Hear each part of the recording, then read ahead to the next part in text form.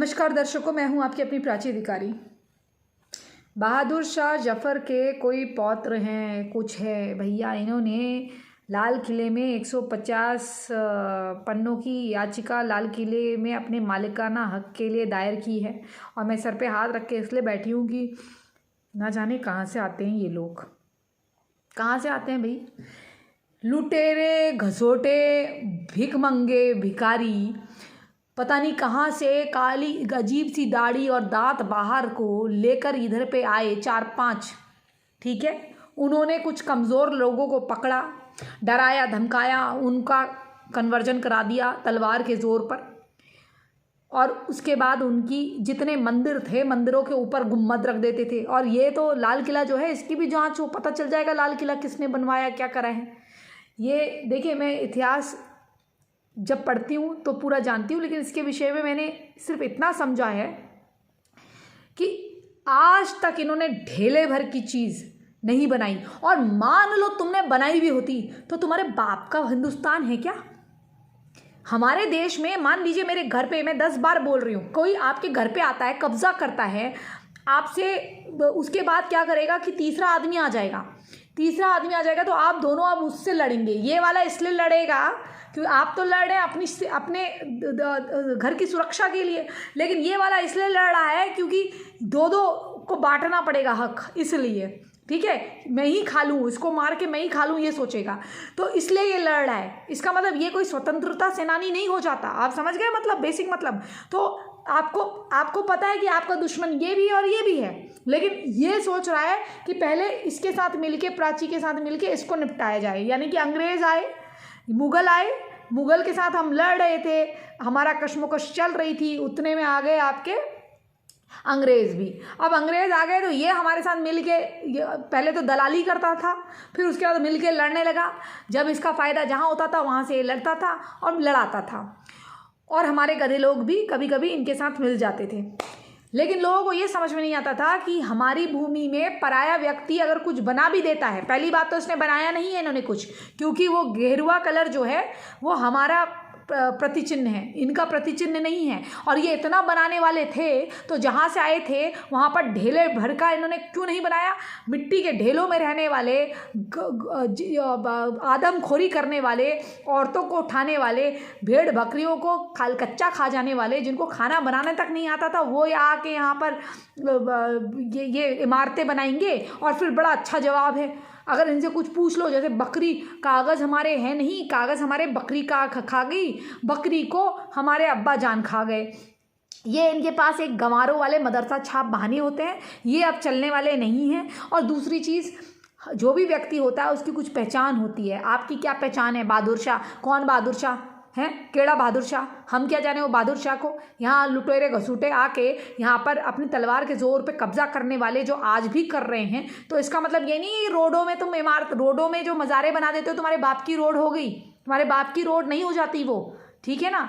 इसलिए होशो आवाज़ में बातें करो और ये ऐसी फालतू की याचिकाओं को अदालत एंटरटेन करना भी बंद करे। हमारे ये सबसे पहली बात तो आप लोगों ने सबसे मूर्खता ये करी कि राम मंदिर जब बना रहे थे, राम पे आके एक बाबर कब्जा कर गया। कब्जा करने के बाद उससे कितने सालों हमने युद्ध लड़ा। अब उसके बाद युद्ध लड़ने के बाद जब सरकारें बनी, जो शिष्टाचारिक व्यवहारिक सरकारें होती है, व्यवहारिक सरकारें, ये जब बनी, इनको इतना करने की ज़रूरत क्या थी? केस वेस दायर करने की? आपकी भूमि थी, आपका आस्था थी, आपने वहाँ पर मंदिर बनाना चाहिए था। एक केस लड़के आपने हिम्मत दी, उसके बाद और भारतीय जनता पार्टी ने इनको 5 एकड़ ज़मीन दे दी। अरे आपके घर पे, मेरे घर पे कोई कब्जा करेगा, फिर मैं कहूँगी मेरा घर छोड़ दो, मैं तुम्हें अपनी चेन्नई वाली ज़मीन दे देती हूँ। ऐसे थोड़ी ना होगा कि आप मेरे क्या बोलते हैं, तमिलनाडु वाला घर छोड़ दो, मैं आपको चेन्नई वाली ज़मीन दे देती हूँ। ऐसे थोड़ी ना चलेगा। या वहाँ पर दूसरी जगह पे घर हो तो वहाँ का घर दे देती हूँ। अरे कोई चीज़ कब्जा करी है तो उसको हटाओगे ना, या उसके बदले उसको कुछ और दोगे? ये तो गुंडागर्दी हो गई। आपने एक वो देके 5 एकड़ ज़मीन देके आदत ख़राब कर दी, उसके लिए कहा हम नहीं लेंगे, फिर वहाँ पर हम बड़ी बनाएंगे। ये तो आपने पहले आदतें ख़राब करी। अब ये कोई जफ़र, बहादुर शाह जफ़र का कोई नाती पोता भिखारी उड़ के खड़ा हो गया है। अब ये आपको ये याचिका लगाएगा, इस देश के कानून को थोड़ा सख्त करिए और इस तरह की भारत विरोधी, ये जो भारत विरोधी ज़मीन कब्जा करने वाली जो मानसिकता चल रही है ना, ये वक्फ बोर्ड, पहले तो इसको रद्द करिए। जो मैं आपको कहती हूँ ये वक्फ बोर्ड रद्द करिए। कल को रोडों में क्लेम डालेंगे ये रोड तो हमारे अब्बा के, उसने ये जो मज़ार है हमारे अब्बा के, उनकी है, वालिद की है, और वो बड़े सूफ़ी थे, पता नहीं कहाँ से एक ही दिन में इनका सूफ़ी पैदा हो जाता है। जैसे मज़ार का मतलब क्या होता है, कोई कब्रगाह, कोई इनके अकॉर्डिंग कोई कब्र होगी, वो कब्र की मज़ार बनेगी। अब वो रोड में अचानक से कौन मर जाता है, रोड में वो पैदा हो जाता है, रोड के किनारे कब्जा कर लेते हैं। तो ऐसे ही ये कल को कब्जा करने लग जाएंगे। पहले तो आप वक्फ बोर्ड की प्रॉपर्टियों का अधिकार बंद करिए, वहीं से ये सारी चूल जो है ना वहीं से आ रही है। आप ये सारी चीज़ें बंद करिए पहले। ये जो गैर कानूनी आपने जो कोर्ट के बाहर कोर्ट कर रखे हैं, कहीं आपका हाल लंदन की तरह ना हो कि लंदन में आजकल आपको पता है लंदन में पैरेलल शरिया लॉज का कोर्ट चल रहे हैं। वहाँ पर शरिया कानून कुछ कुछ जगह पे लागू कर दिया गया है। जो लंदन, जो ब्रिटेन, जो पूरे विश्व में इतना सा लंदन, इतना सा इंग्लैंड, यूनाइटेड किंगडम पूरे विश्व में अपना वर्चस्व कायम करे हुए था, इतने बड़े भारत को उसने अपने अधीन कर लिया था अपनी रणनीति से। आज वही लंदन के लोग, वही गोरे विलुप्त होने की कगार में हैं, क्योंकि जो अपनी अच्छाइयों से नहीं सीखते। देखो जो भी है उनमें एक अच्छाई तो थी ना, दुनिया पे गवर्न करना। इतने से लोग आके चंद लोग गवर्न कर गए, और ये जो थे उन्होंने तो बिना तलवार के करा था शुरुआत में, लेकिन जो भी उन्होंने काम करा, अच्छी उन्होंने जो चीज़ें बनाई वो सॉलिड बनाई। लेकिन इन्होंने क्या करा मुगलों ने, मैं ये नहीं कह रही कि दोनों कम थे, उन्होंने भी हमको खूब नोचा, खूब लूटा, लेकिन ये मुगल जो थे इन्होंने तो बिल्कुल हमको जान से मार दिया। यहाँ तो कम से कम फांसी लगाते थे, ये तो गर्दनें काट देते थे। ये तो जंगली दलिद्र भिखारी लोग, लुटेरे घसोटे आके बलात्कार करते थे। अंग्रेज कम से कम बलात्कार वगैरह तो इतना नहीं करते थे, दुष्कर्म करते होंगे, ऐसा नहीं है कि नहीं करते होंगे, लेकिन इस तादाद पे इतना घटिया काम इन्होंने करा। उसके बाद आज ये याचिका लगा रहे हैं इस देश में। लात मार के इनको यहाँ से निकालना चाहिए। जो इस प्रकार की चीज़ें करते हैं, इनकी जगह यहाँ नहीं है। जाए बाबर शाह जफ़र उधर जहाँ से आया वहीं इनको भेज दिया जाए। इनसे कहा जाए कि भैया तुम्हारा वीज़ा हो गया एक्सपायर, तुमको जो मिला था, तुम भारत के लिए अब खतरा हो, तुम्हारा अगर वो पूर्वज था तो वहीं जाओ जहाँ से आया था। इतनी गंदी काली दाढ़ी लेके, दांत बिल्कुल ना मजे, बेमजे दांत लेके, लाल दांत लेके, थूक के पीक जैसे दांत लेके यहाँ आने वाले, लड़ने घसूटने वाले, और यहाँ केवल इस्लाम फैलाना है सोच के आने वाले, यहाँ आके दंगा और लोगों को कत्लेआम करने वाले, रानी संजोगता को 99 मुगल सैनिकों के आगे डालने वाले ये लोग आज हम पे आके हमारी अदालतों पे याचिका लिखने की हिम्मत करते हैं, फाइल करने की। कभी कोई यूथ ब्रिगेड का कोई आरटीआई एक्टिविस्ट खड़ा हो जाता है, वो सबरीमल्ला के लिए लिख देता है कि सबरीमल्ला में औरतें नहीं आती, कोई फिरोज़ नाम का या फैज़ान नाम का आदमी, ठीक है। फिर ये बात करते हैं कि कभी कभी ये कहते हैं कि जो निर्भया कांड हुआ था उसमें तो एक भी मुसलमान नहीं था। तुम्हें याद दिला दूँ, अफरोज़ तुम्हारा बाप नहीं था। अफरोज़ जिसको नाबालिग कह के कर दिया था, उसका ही एक कांड था, बाकी तो उसके लपेटे में आए, बाकियों ने भी करा, लेकिन अफरोज़ ब्लू फिल्म देख कर आया था, उसने सबको उकसाया डंडा डालने के लिए, रॉड डालने के लिए। जो अप्राकृतिक उसके साथ दुराचार करके उसको नीचे फेंका गया, वो तुम्हारे भाईजान अफरोज़ नहीं करा था, जिसको तुम्हारे जो भैया है ना, ये बैठे हुए हैं बुड्ढे भैया केजरीवाल, इन्होंने उसको सिलाई मशीन दी थी। कमाल है, इस देश में निर्भया करने वालों को सिलाई मशीन दी जाती है, यहाँ पर कब्जा करने वालों को वक्फ बोर्ड बना के दे दिया जाता है कि आओ भैया लीगल तरीके से हमारे देश में कब्जा करो। हाँ, फिर यहाँ पर अत्याचार करने वालों के रिश्तेदार खड़े हो जाते हैं। भारत को गुलाम बनाने वाले, भारत को लूटने वाले और लूट के बाहर सोना भेजने वालों को यहाँ पर हमारे देश में मालिकाना हक चाहिए, 4 जूते मारने चाहिए और यहाँ से खदेड़ना चाहिए कि जहाँ से वो बहादुर शाह जफ़र आया, वो हरा आम ज़्यादा जहाँ से आया, वहीं उसको वापस भेजना चाहिए। चलिए दोस्तों, इसी संदेश के साथ मैं प्राची अधिकारी सिर्फ इतना कहते हुए जा रही हूँ, इनको जितना फेंकते रहोगे उतना इनकी हिम्मत बढ़ते रहेगी। और इनकी जो वो है ना बंदगोभियाँ, उनका एक ही काम है बकवास करना। इनकी खुद की औकात तो इनके कौम में कुछ है नहीं। हाँ, इनका शौहर 4 ले आए, 5 ले आए, ये कुछ बोल सकती नहीं है। हाँ, लेकिन यहाँ आके बकवास और गालियाँ देती हैं। इनको नहीं दिखता, ये जो सही को सही नहीं कह पाती मदरसा छाप औरतें, ये मुझे आके लेक्चर देती हैं। मैं तो इनकी बातें सुनती भी नहीं हूँ। मुझे कभी कभी वो बताता है कि भाई ये लिखा हुआ है, अच्छे कमेंट होते हैं तो मैं देख लेती हूँ। और बकवास कमेंट करने वाली ज़्यादातर ये औरतें होती हैं जिनके घर में, जिनकी कोई आइडेंटिटी है नहीं, पूरे हेड टू टो इनकी कोई आइडेंटिटी है नहीं। फिर कहेंगी कि क्या छोड़ी छाड़ी, पता नहीं कुछ बोलेंगी, छोड़ी छाड़ी, पता नहीं क्या क्या बोलती है फालतू की बातें। हाँ, अरे भैया, सबको तुम्हारी तरह सोचा है क्या? तुम्हारे कौम में जैसा लड़कियों के साथ होता है क्या, तुमने वैसा सोचा है क्या? हमारे वहाँ अगर कोई लड़की किसी लड़के से अलग होना चाहती है तो उसके लिए तलाक होता है और पूरी इज्जत के साथ उसे छोड़ा जाता है, उसे त्यागा जाता है। और अगर दूसरी जगह जाना चाहती है तो बाकायदा शादी की जाती है। अच्छी बुरी लड़कियां होंगी, लेकिन हमारे वहाँ जो कानून है ना, उसका हम पालन करते हैं, क्योंकि हम भारतीय हैं और सनातन हमारा धर्म है। और ये देश जो है सनातन आस्था का है, बाहरी घुसपैठियों का नहीं है। और जिनको इतना शौक है हमारे बारे में फालतू बात करने का, सन 47 में कुछ दिया था, वहाँ निकल लो, ठीक है?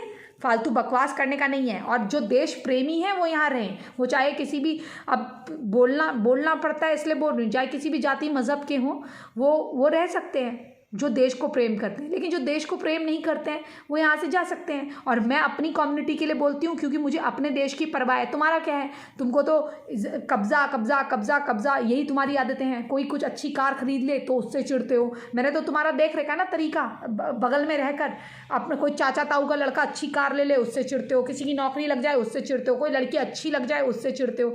तुम्हारा तो पूरी ज़िंदगी मुसलमानों का जलन खोर में ही चले जाता है। फिर एक आदमी लिखता है कि ये हमारे वहाँ इस्लाम में हिदायत है, मतलब एक लड़की के साथ इतना बुरा हो गया। मैंने वो डाला वीडियो, तो उसमें लिखा है हमारे वहाँ सुन्नत है क्या है, मतलब किसी लड़की के साथ किसी ने बुरा कर दिया, उसको 4 साल तक बंधक बना के रखा। तो ये इनकी थिंकिंग है। तो तुम्हारे देश की बिल्डिंगों के लिए क्या थिंकिंग होगी? तुम्हारे देश की जो लड़की के लिए इतनी गंदी थिंकिंग रखते हैं, जो 4 साल की ट्विंकल शर्मा को नहीं छोड़ते, जो चाचा चाचा कहती है उसे फाड़ के फेंक देते हैं। ये ऐसा कौन सा खुदा है भैया जो 4 साल की, ऐसा कौन सा जिहाद कर रहे हो दुनिया में जो 4 साल की लड़की की आबरू लूट के पूरा होता है, जो लड़की को निर्वस्त्र कर उसके अंदर रॉड डाल के पूरा होता है? निर्भया की बात कर रही हो, अफरोज़ से पूछना। वो जो अफरोज़ गायब है, हो सकता है अभी कोई नया आइडेंटिटी कार्ड बना लिया हो। और वो कौन से माँ बाप हैं जो अपने लड़के के इस प्रकार के कुकर्म को छुपाने के लिए उसको घर के अंदर जगह देते हैं? ये कौन सा ऐसा रिलीजन है, ऐसा मज़हब है जिसका खुदा तुमको ये इजाज़त देता है कि जिहाद, तुम्हारा जिहाद जो है, पूरा जिहाद सिर्फ इस पे बेस है, जो तुमको ना माने उसको ख़त्म कर दो? ये अजीब पागलपन है। ये मेरे मन में विचार आता है, ये कैसा पागल। पूरी दुनिया को इसीलिए तुमने जिहाद छेड़ा हुआ है। पूरी दुनिया में आईसिस, बोको हराम केवल इसलिए है कि क्योंकि कोई तुम्हें नहीं मानता जो तुम मानते हो, क्योंकि कोई तुम्हारे मोहम्मद को नहीं मानता। अरे क्यों माने भैया? कोई ज़बरदस्ती है? केवल इसलिए कत्ल कर दोगे, केवल इसलिए भारत की ज़मीनों पे कब्जा करना है, केवल लाल किला, फोर्ट, कुछ भी हो सब पे। अरे इतनी हिम्मत है तो ये खुलवाओ ताजमहल के ताले। महल तो शब्दी संस्कृत का है, तेजो महल। पता चल जाएगा वहाँ पर क्यों पानी टपकता है, क्योंकि शिवलिंग में पानी टपकता है। और क्यों वहाँ पर आकृतियाँ बनी हुई हैं, क्यों गणपति और कलश के वो बने हुए हैं, और क्यों वहाँ नीचे ताले लगे हुए हैं। सब पता चल जाएगा कि वो किस रानी का महल था। और वो जो जिसके ऊपर तुम शाहजहाँ के ऊपर क्लेम करते हो कि उसने बनाया, मुमताज़ के लिए, जो 40वां बच्चा पैदा करते हुए मरी और इतनी सारी उसकी औरतें थी, उसके बाद उसने अपनी सबसे बड़ी या छोटी लड़की से शादी करी। ये तो उसका प्रेम था। वो प्रेम की निशानी है। वो प्रेम की निशानी है उस राजा की जिसने अपनी पत्नी के लिए वो शिव महल मंदिर बनवाया था, तेजो महल मंदिर बनवाया था। वो उसकी निशानी है, ना कि तुम्हारी। और कहाँ वो मरी उस पर क्लेम कर देते हैं। कोई इस देश में, मतलब क्या अंधा कानून चल रहा है, कोई पूछने को तैयार नहीं है कि इसके ताले खुलवाए जाएं। जो आर्कोलॉजिस्ट उसको उठा के ले गया था, उसके दरवाजे को काट कर, वो उस शाहजहाँ के पैदा होने से 300 वर्ष पुराना था। अब आप सोचिए, ये तो इस देश का हाल है। ऐसे भूखे नंगे भिखारी कहीं से भी उठ के आ जाते हैं और क्लेम कर लेते हैं। इनका कोई देश में और कंट्रीब्यूशन तो कुछ नहीं, लेकिन देश कब्जाना। वक्फ बोर्ड के पास इतनी सारी ज़मीन है भारत की। अरे कोई ऐसा बोर्ड पाकिस्तान में है? पाकिस्तान में कोई ऐसा हिंदू वक्फ बोर्ड है? पाकिस्तान भूमिगत कानून बोर्ड, ऐसा नाम वहाँ पर लिखा गया। वहाँ तो नाम ही हिंदू नहीं है, नाम ही हिंदी के नहीं है, लेकिन उर्दू यहाँ चलती है। मुल्क बने दो, देश बने दो, इन्होंने कहा हम इनके साथ नहीं रह सकते, लेकिन यहाँ रह गए। जिन्होंने वोट दिया वो रह गए। रहने के बाद यही है, देखो जो वो होता है ना, जैसे दीमक होती है, धीरे धीरे धीरे धीरे खत्म करती है। और हाँ, किसी ने ये भी लिखा था, संतरा तब तक सुरक्षित है जब तक हरा है बाहर, जब हरा निकाल दिया जाता है तो नारंगी का जूस बना दिया जाता है। अरे जाहिल मदरसा छाप, वो नारंगी के छिलके फेंक दिए जाते हैं, और जूस जो होता है आदमी के बॉडी में उपयोग होता है, काम आता है, दुनिया को कुछ देता है, जो मनुष्य जाति है उसको कुछ देता है। हरे का कोई उपयोग नहीं होता, उसे कचड़े में डाला जाता है या फिर ज़्यादा ज़्यादा केक में डाला जाता है, जेस्ट के लिए, खुशबू के लिए।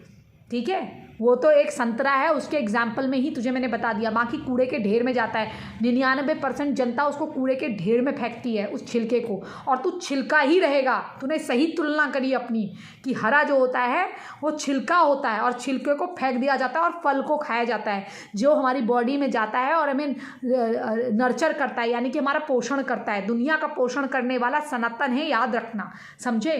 और सनातन जब तक है ना, तब तक ये फ्री का राशन और पानी पी रहे हो तुम यहाँ पर।